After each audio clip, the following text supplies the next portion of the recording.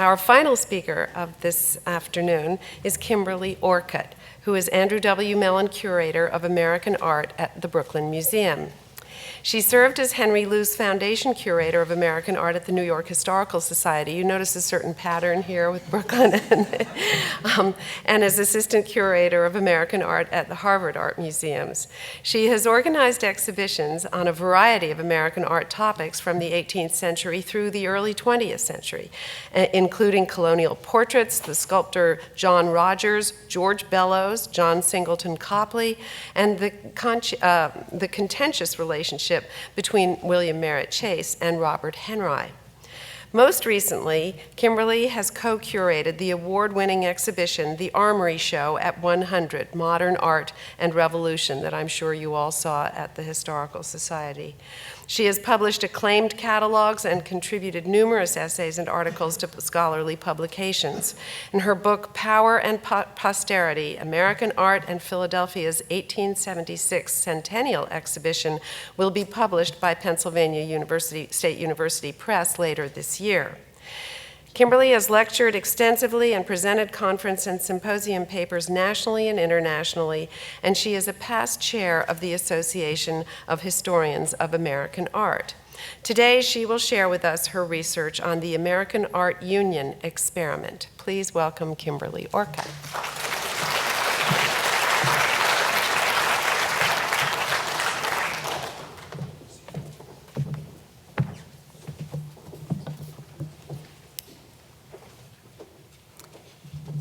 Thank you, Inga, and thank you, Linda. I'm so happy to be here today. So when the French diplomat Alexis de Tocqueville visited the United States in 1831 and 32, he was struck by American zeal for forming organizations to better society. He wrote, "Americans of all ages, all conditions, all minds constantly unite. Not only do they have commercial and industrial associations in which all take part, but they also have 1,000 other kinds: religious, moral, grave, feudal, very general and very particular, immense and very small. Americans use associations to give fetes, to found seminaries, to build inns, to raise churches, to distribute books, to send missionaries to the Antipodes. In this manner, they create hospitals, prisons, schools, everywhere that, at the head of a new undertaking, you see the government in France and a great lord in England, count on it, that you will perceive an association in the United States." A few years after his visit, one such group created an association that changed the course of American art. The American Art Union began in New York in 1838 as the Apollo Gallery. By 1839, it was established as a membership organization, and here you see its seal. And at its height, it boasted nearly 19,000 members from almost every state in the country.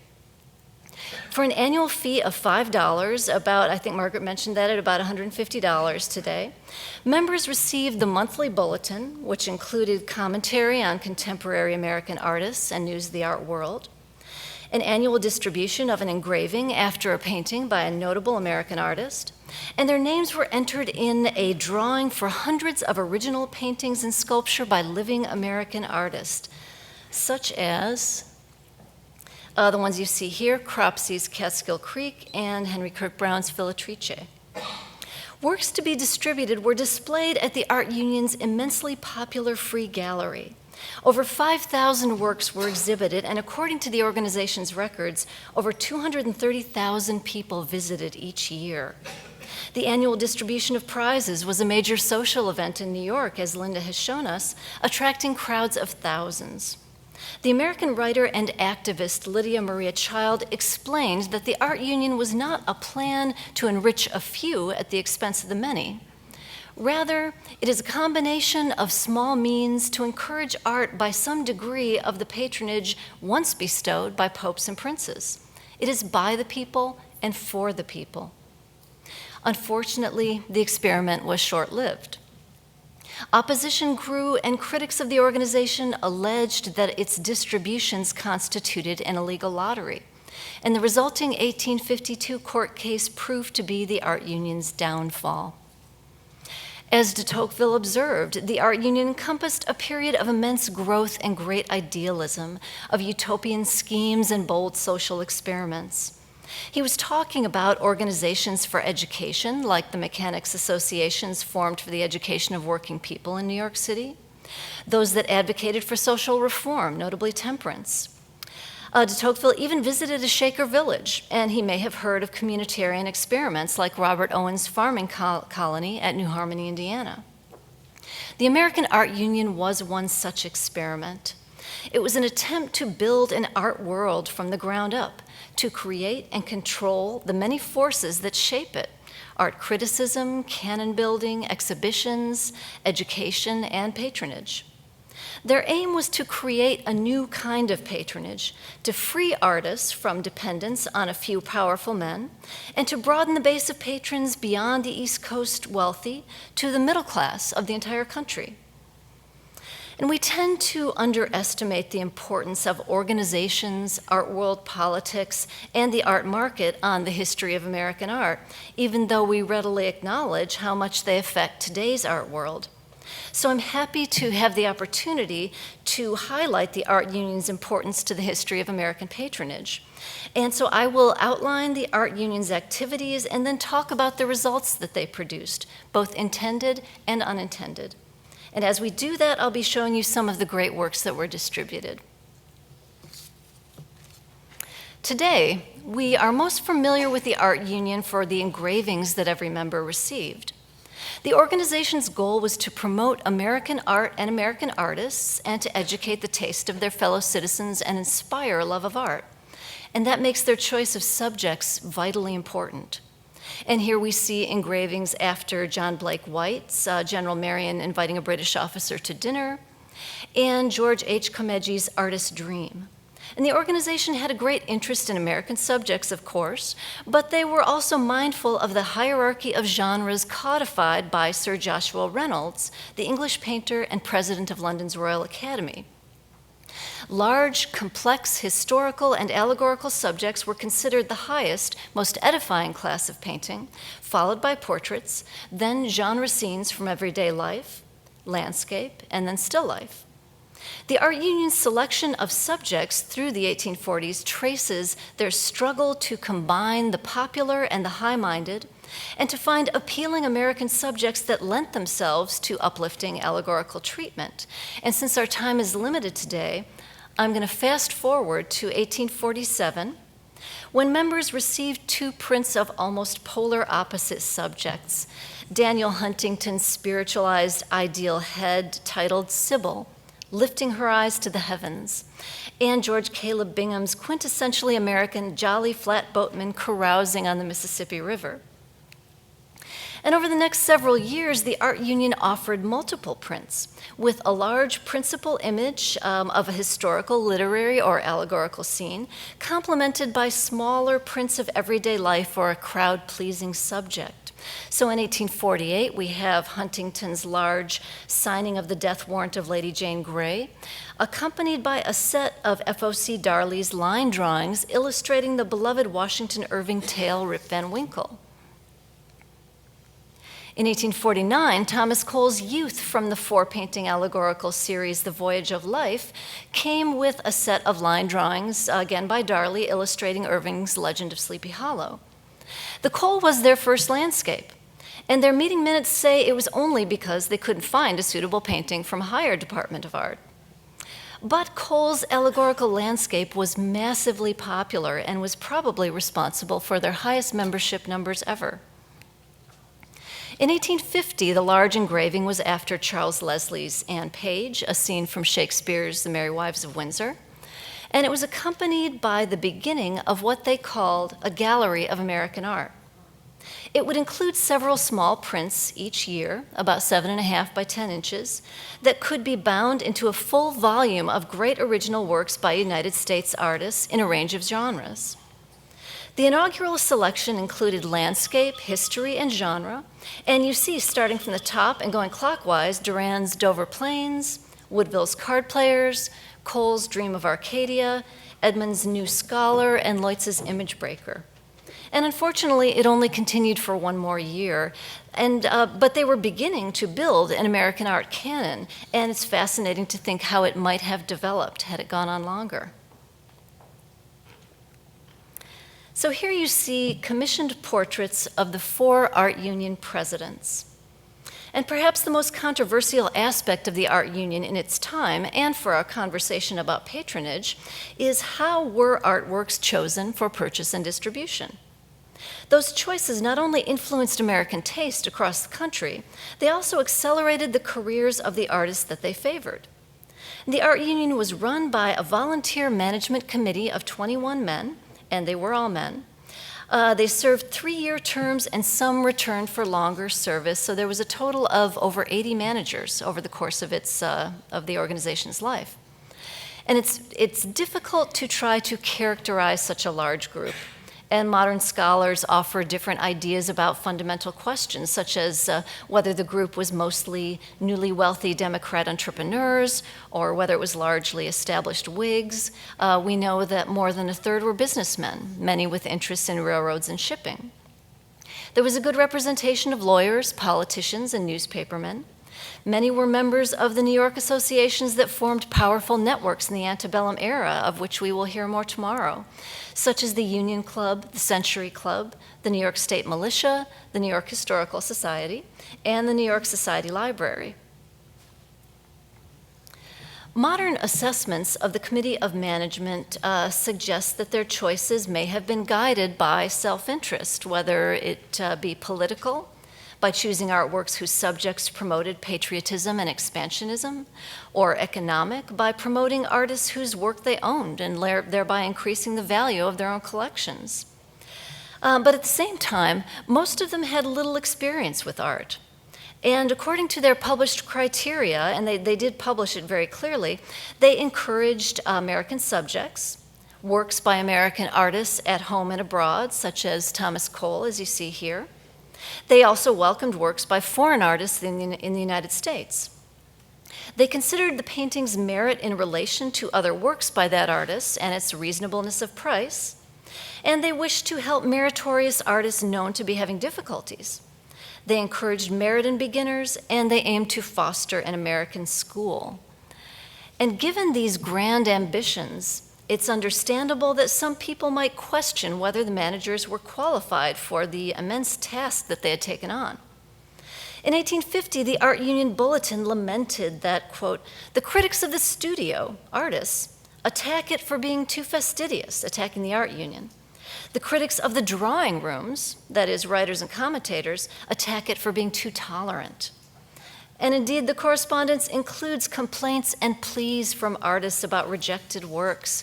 And on the other hand, the art union managers were also criticized in the press for holding their standards too low and purchasing faulty works. And the works that the art managers did purchase were displayed in its free gallery, located on Broadway at Broome Street, just a few blocks north of A.T. Stewart's new department store. And it must have been rather near the final destination, I think, or the second to last destination of the New York Gallery of the Fine Arts.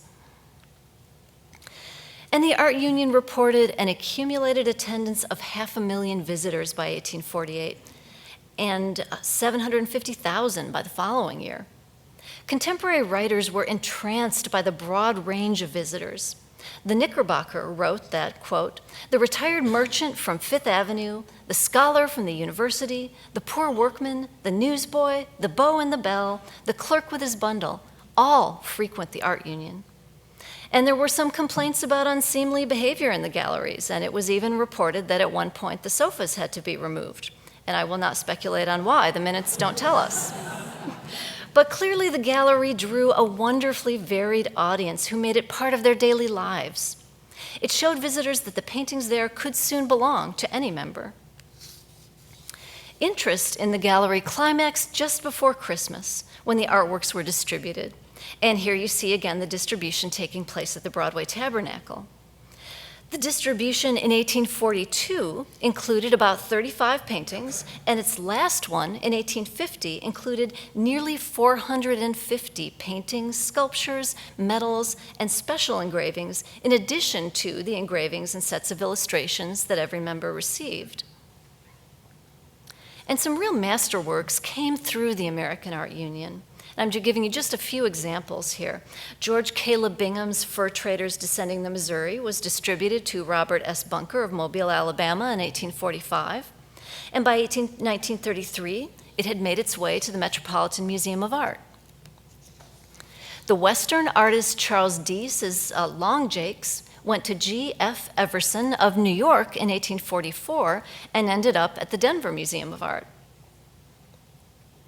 Richard Caton Woodville's The Cavalier's Return went to Augustus I. Foster of Wakefield, North Carolina in 1848 and is now held by the New York Historical Society. Of course, for every distributed painting that now has a place of honor in the American art canon, there were dozens of smaller works by lesser-known artists. And here are a few examples of art union stalwarts who may be unfamiliar to us today. And the images I'm showing are just examples of their work, not paintings that we know went through the art union. The organization purchased 62 paintings from Walter Addy. His Fishing by the Hudson River is on the left, and he painted small, inexpensive landscapes. It purchased 25 from John Thomas Peale, no relation to the Peale family of Philadelphia, who painted sentimental subjects that would be welcome in American parlors. You see Chasing Butterflies on the right. And James W. Glass provided 48 costume and figure paintings for the art union over the years, and you see Gil Blas and Donna Maria from the popular French novel The Adventures of Gil Blas of Santillana. One of the most interesting but least discussed parts of the art union plan was its publication, the Bulletin. From 1839 to 1849, the organization published an annual report called The Transactions, which simply reported on the activities for the year, lists of members and winners of artworks in the distribution. But the Bulletin, published actively from 1849 to 1851, was much more. It was the art union's ideological organ, and though it was short-lived, it disseminated their ideals and their agenda throughout the country. For a few short years, the monthly bulletin functioned as a national art journal, as far as I know, the country's first, since it came a few years before its better-known successor, the crayon. It included critical articles, instructional essays on technique, extracts of articles from foreign journals, and reports of art activities in the United States and abroad.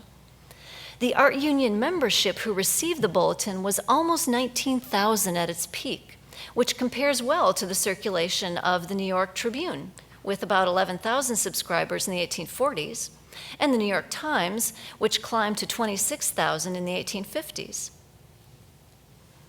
So we've been talking about the art union's rise to success, and now we're going to look at the factors that led to its demise. The art union's dramatic downfall began with an event that no one has been able to fully explain. The art union membership peaked in 1849, the year after they distributed their most spectacular prize, Thomas Cole's four-painting series, The Voyage of Life. Where would you put this in your parlor?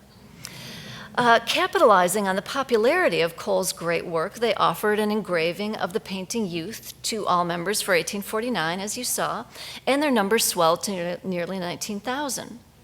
2 years later, in 1851, membership levels ran ahead of the previous year all year long, and then in December, when they usually experienced a huge number of last-minute memberships, the final rush never came.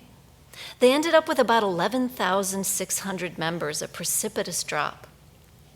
The managers blamed delays hearing from their agents around the country, an economic downturn, and excitement in New York about the December visit of Hungarian revolutionary leader Louis Kossuth.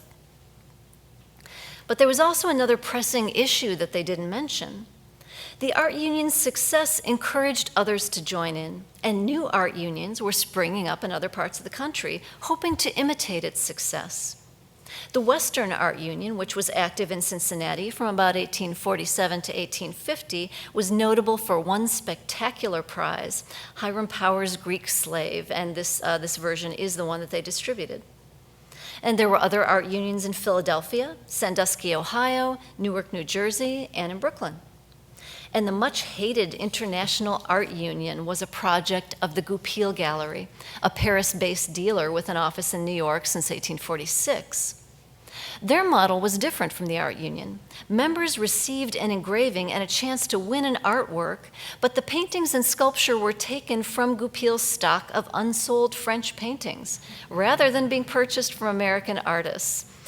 Art union agents wrote doleful letters saying that the agent for this or that art union had beat them to the punch, and they were not able to secure as many members as they had the previous year. The art union correspondence also shows that some artists began to air their grievances about the organization, particularly some associated with the National Academy of Design. And I'm showing you Asher B. Duran's Dover Plains, since he was the NAD president during most of this period, and the poor man was stuck in the middle of all these disputes. The art union's managers thought that they were helping artists by providing a new kind of patronage and exhibiting opportunities, but their free gallery threatened the NAD's most important source of income, its annual exhibitions. And I'm just now thinking of it, they couldn't have been helping the New York Gallery of the Fine Arts cause either. In 1850, the newspaper Figaro reported that another group of artists objected to the art union's methods, calling them the tricks of tradesmen, accusing them of wasteful spending and forcing poor artists to make works for low prices in order to swell their stock. The newspapers and art union correspondence are full of hints about discontented artists, and most of them appear to be veiled references to one in particular named Thomas W. Whitley.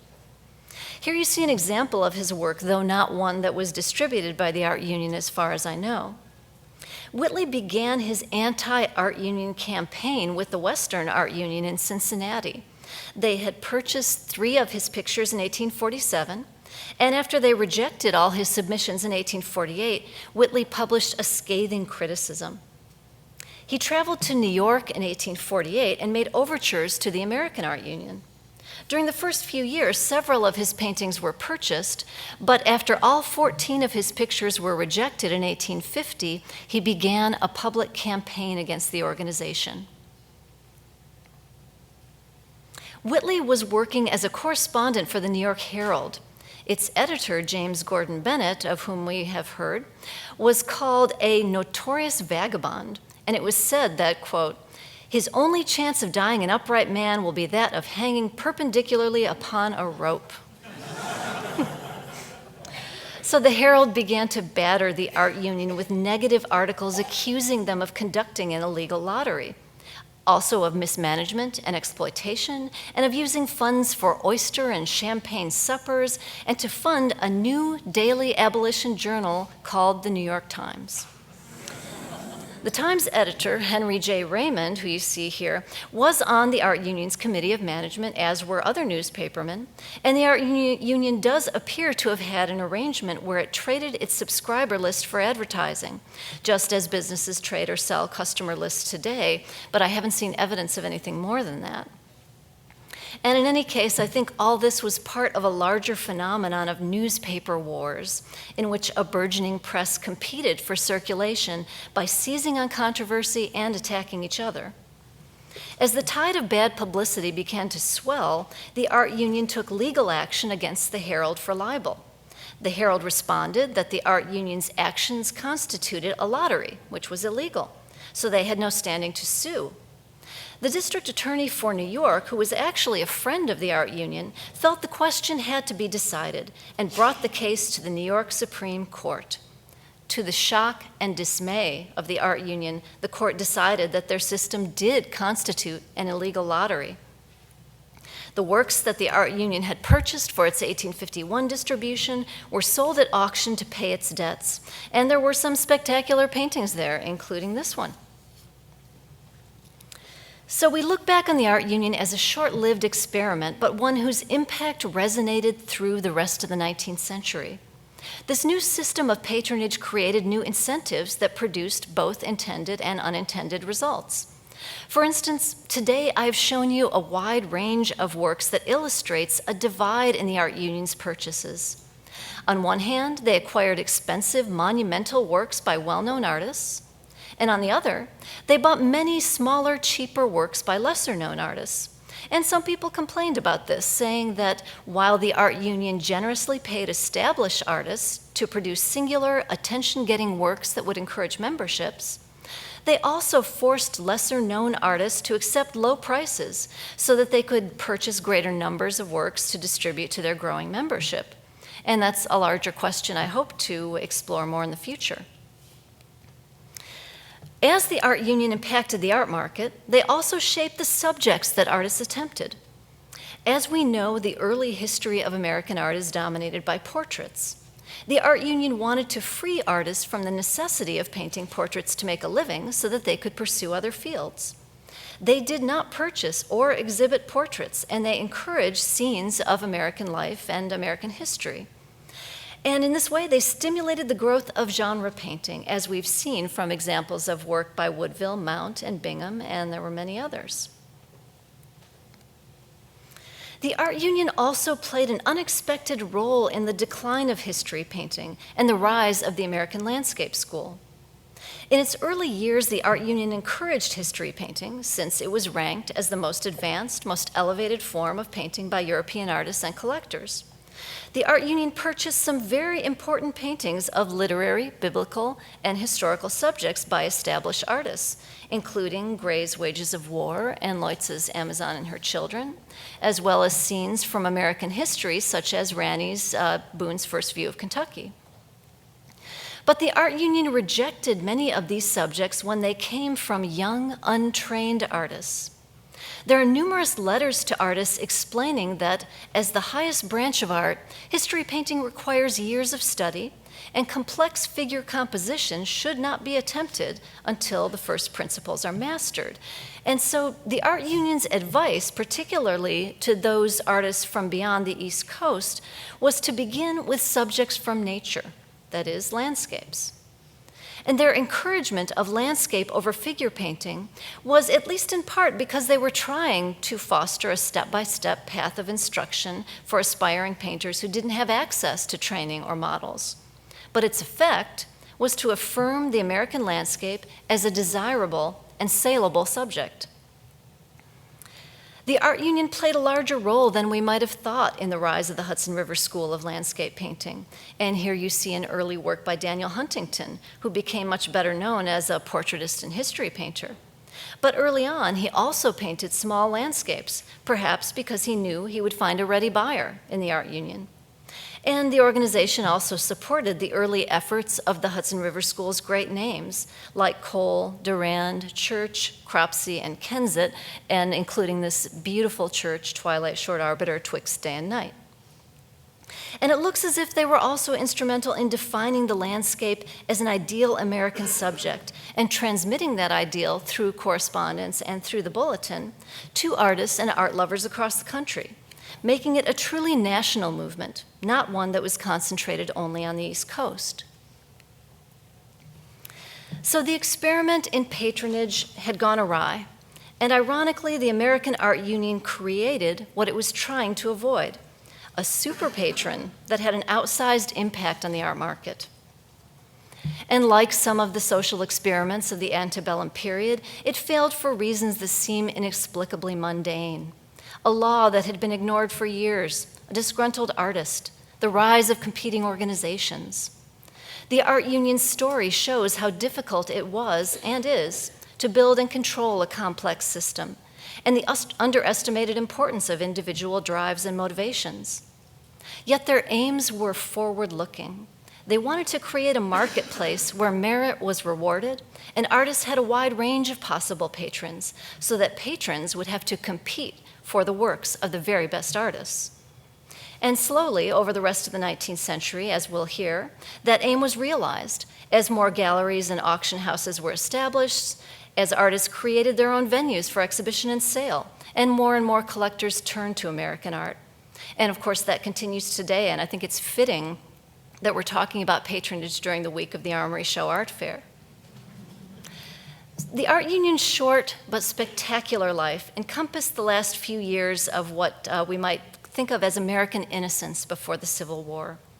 The era's unbounded sense of possibility is epitomized in what the organization was able to accomplish, and its benefits reached across the nation and the rest of the century.